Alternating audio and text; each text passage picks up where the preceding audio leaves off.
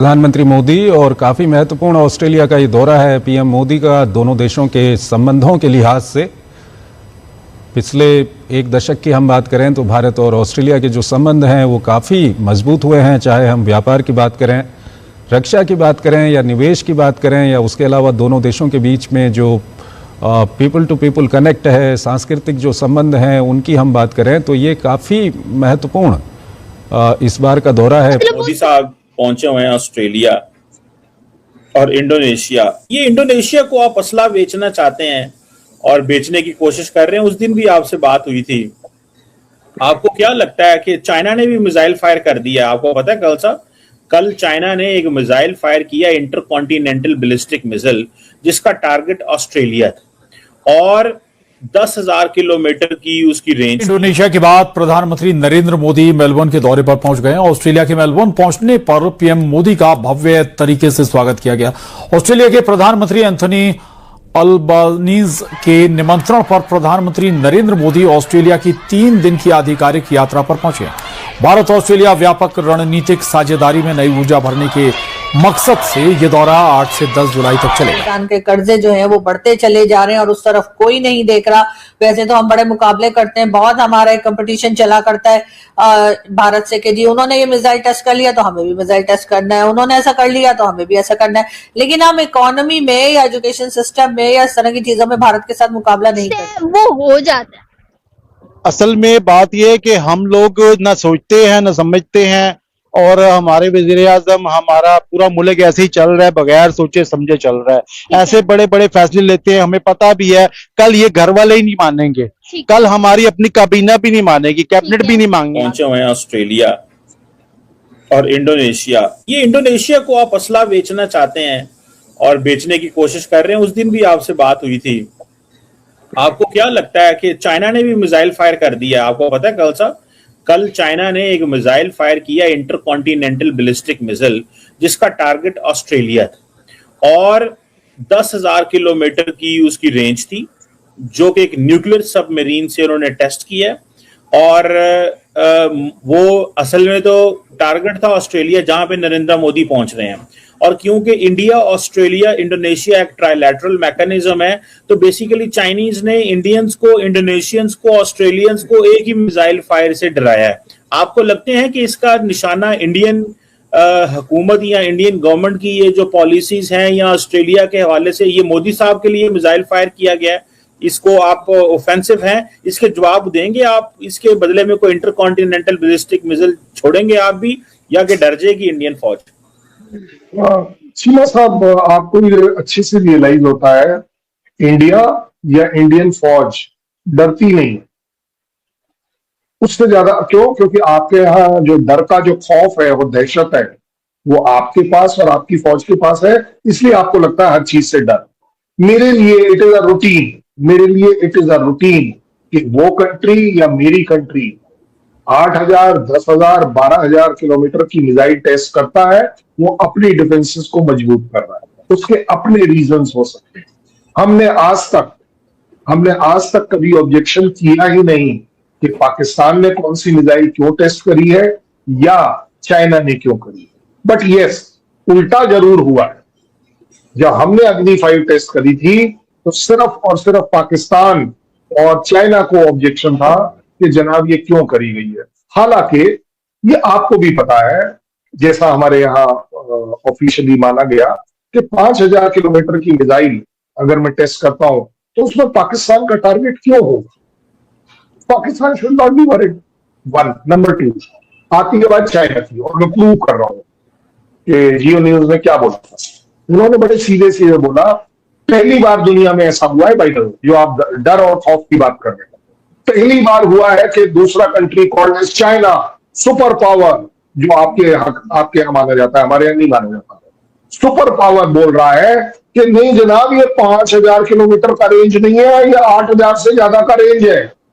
मतलब जो बेचारा टेस्ट कर रहा है ना, वो अपने रेंज को छुपा रहा है। आप देखिए डर और खौफ किसका है, किसका नहीं। For us it is a routine thing. कौन कब कहां क्या टेस्ट कर रहा है उस कंट्री का अपना हक है। गलत है, सही है, वो लेट, अगर वो 12,000 की भी, 10,000, 12,000 की भी करेगा, तो let us decide with them.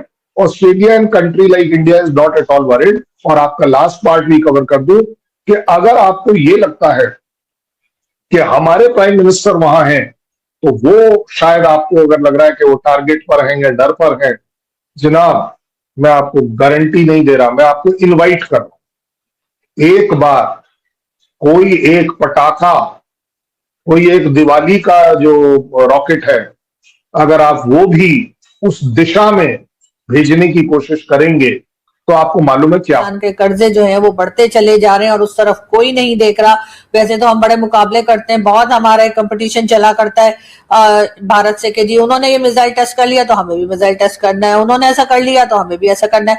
लेकिन हम इकोनॉमी में या एजुकेशन सिस्टम में या इस तरह की चीजों में भारत के साथ मुकाबला नहीं करते, जो कि हमें करना चाहिए। अगर भारत की इकोनॉमी अच्छी हो रही है तो पाकिस्तान में भी इकोनॉमी अच्छी होनी चाहिए। अगर भारत में अमेरिका जाके इन्वेस्टमेंट कर रहा है या गल्फ कंट्रीज कर रही हैं या वहां पे अगर मल्टीनेशनल कंपनीज जा रही हैं, तो वो पाकिस्तान में क्यों नहीं आ रही? पाकिस्तान में तो उल्टा उनका जैसे कहते हैं बोरिया बिस्तरा लपेटा जा रहा है और उन्हें वापस भेजा जा रहा है। उसकी एक रीजन ये भी है कि यहाँ पर जिस तरह से सिक्योरिटी के हालात हैं, इतना पैसा लेने के बाद भी सिक्योरिटी सिस्टम जो पाकिस्तान का है, यहाँ पर जब चाइनीज को मारा जाता है, कभी किसी फॉरेनर को पकड़ लिया जाता है, कभी फॉरेनर लेडीज जो आई होती हैं उनका रेप कर दिया जाता है, तो ऐसे में कौन यहाँ आएगा और कौन मतलब वो सोचते हैं वो हो जाता है।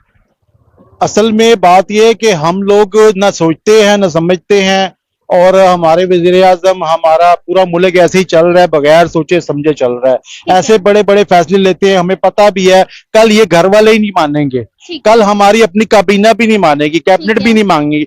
फिर ऐसे फैसले करने का फायदा क्या? खाली कंपनी की मशहूरी करते हैं।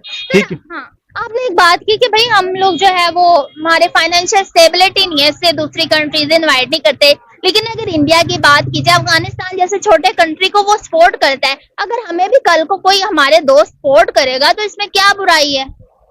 देखिए हमें जितनी सपोर्ट मिली है ना, शायद हिंदुस्तान को नहीं मिली। अच्छा। पाकिस्तान को इतनी सपोर्ट मिली है, पूरी दुनिया में किसी मुल्क को नहीं मिली है। अच्छा। पाकिस्तान को जितनी जिल्लत मिली है वो भी किसी को नहीं मिली है। और पाकिस्तान की अभी इज्जत बनी है, एक हमने मुआहदा कराया है।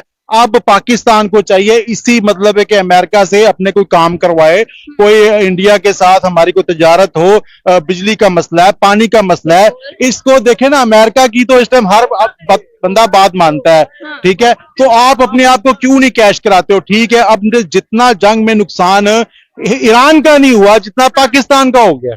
हाँ। ऑस्ट्रेलिया की धरती पर प्रधानमंत्री नरेंद्र मोदी का ऐसा स्वागत हुआ कि पाकिस्तानी मीडिया की नींद उड़ गई। मेलबर्न का मार्वल स्टेडियम मोदी मोदी और वंदे मातरम के नारों से गूंज उठा। ठंड के मौसम में भी 30 से 40 हजार भारतीय डायस्पोरा जुटे। उन भारतीयों को पीएम मोदी ने ब्लॉकबस्टर एनर्जी करार दिया। ऑस्ट्रेलिया के पीएम एंथोनी अल्बनीज और विक्टोरिया की प्रीमियम जेसिंटा एलन ने भी इस भव्य आयोजन में हिस्सा लिया था। विदेशी धरती पर किसी भी नेता के लिए इतनी बड़ी भीड़ रॉकस्टार जैसी है। स्वागत में डीजे रेडू और तबले की फ्यूजन से संगीत प्रस्तुति ने सबका दिल जीत लिया। वही ऑर्केस्ट्रा में माँ तुझे सलाम की धुन बिखेरी। पीएम मोदी ने कहा कि यह भारत ऑस्ट्रेलिया के गहरे सांस्कृतिक रिश्तों का प्रतीक है। यह नजारा देखकर पाक मीडिया शॉक हो गया है। उन्हें समझ नहीं आ रहा कि आखिर मोदी का क्रेज आखिर में इतना क्यों जबरदस्त है। इससे भी बड़ी बात यह है कि पीएम मोदी ने ऑस्ट्रेलिया की धरती से ऑपरेशन सिंदूर और आतंकवाद के खिलाफ सख्त रुख अपनाने का जिक्र किया, जिससे पाकिस्तान की किरकिरी हो गई। दोस्तों, इससे यह साफ साबित होता है कि यह भारत की बढ़ती ताकत और पीएम मोदी की लोकप्रियता दुनिया भर में कितनी ज्यादा फैली हुई है। दोस्तों, आशा करता हूँ ये वीडियो आपको पसंद आई होगी। अगर वीडियो अच्छी लगी तो लाइक कमेंट शेयर जरूर कीजिए। चैनल पर नए हैं तो सब्सक्राइब करके बेल आइकन जरूर दबाइए ताकि अगले वीडियो की नोटिफिकेशन आपको मिलती रहे। दोस्तों, आज की वीडियो में यही रुकते हैं, मिलते हैं और एक नए धमाकेदार वीडियो के साथ। तब तक के लिए जय हिंद, वंदे मातरम।